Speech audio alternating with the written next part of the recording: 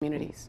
Well, how would youngster prepare themselves as far as concerning your job, like being a store manager? What are you academically and everything? What's required? You know, I wouldn't say there's any special academic requirement for any employee, whether it's myself or a 15-year-old cashier. The most important thing is that they need to love people. They need to really have a passion for helping people, you know, passion for food, a passion for serving others. You know, we teach all the other components. We can teach you how to run a business. We feel very strongly that our job is to develop our employees to be leaders for the future, but you really have to have some intrinsic things about you. Hopefully you have the values that I talked about earlier already instilled in you, and then hopefully that carries over into your career path, and hopefully we will. Hopefully we will be developing a future store manager at our store. Right. At this time, you're in the process of hiring. What is that number? We will be employing over 600 employees at this particular location. And like I said, I think I mentioned this earlier, most of those employees come from the community. We look for the best.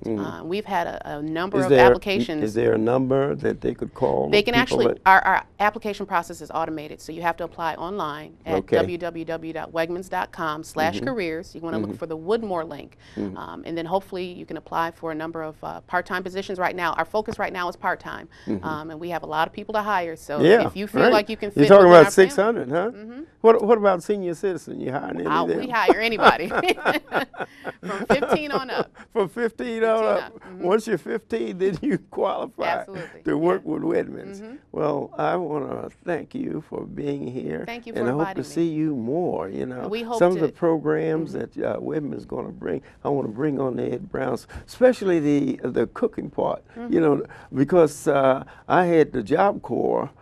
They have a program in which they're teaching youngsters to be chefs, and it really, and they actually prepared a meal on the show, boy. Oh, wow. And the staff went crazy over it. So you can think in terms of that. You know, you want to come on and bring a demonstration on something that Wegman's doing. I appreciate it. Okay, well, and we hope to see you October 24th. October 24th, you heard it on the Ed Brown Show. Wegmans will be here, and we want to see, you know, this is the type of a show that we want to have, a grocery. We have these different stores around here, but Wegmans is ranked as #1, and we are glad to have you and welcome you to Prince George's County. Thank you. And anything that I can do, you know, I already told you one about bringing some of the cooking on, then we can work something out. Thank you. Okay, take care now. Okay, we're coming up with the second half. We got another guest for you. See you in a second.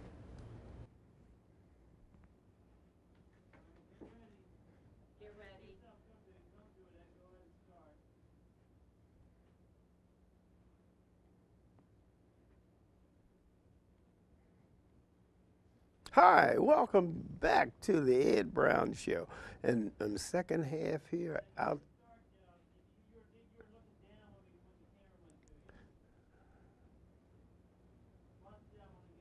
okay.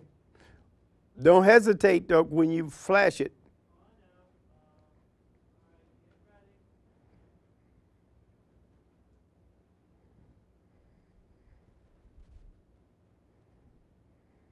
Hi, welcome back to the Ed Brown Show for the second half.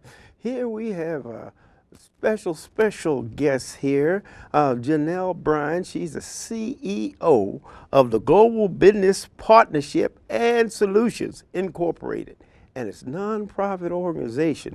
And Janelle, tell me, what is this about? You know, I understand problems, but this solutions is the thing that would attract me. If I was in business, you know, I want you to help me with the business, with solutions. Now, tell us, how do you operate?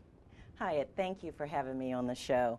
Yes, Global Business Partnerships and Solutions, also known as Global, is a nonprofit organization based in Laurel, Maryland.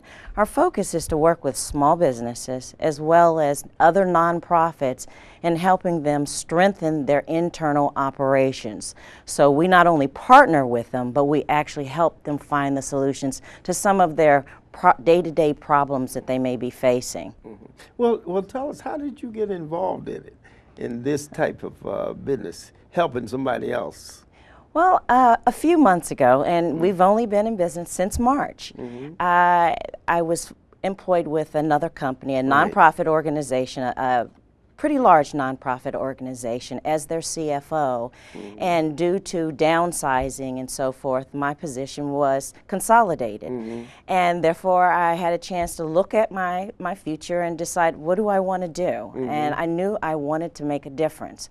I wanted to be able to use my skills to help other organizations that may not be able to afford someone at a CFO level to help support them. Right. That's very, very important financially, because a lot of businesses, they have problems along the line, but finding organization that's going to give you solutions or help you with solutions. How do you go about that? You know, people, a little sensitive, about, well, I have this problem, but, I'm working on it and that type of thing, a little reluctant to, work with you on that. You're absolutely correct. Businesses are a little reluctant to admit that there are some problems. They need help. Exactly, exactly right. However, businesses that have usually been in business for about 2 to 3 years, they've been in business long enough to realize what they don't know and where they need the support. And they're more willing to reach out to organizations such as Global to help support them. And we work with them as a partner, so we become part of the organization. We become part of their team so that they are comfortable with listening and communicating with us and really just being open as to what their challenges are and that they're actually facing. Well, give us an example of some of the things that you run into as far as clients. How do you get them to open up?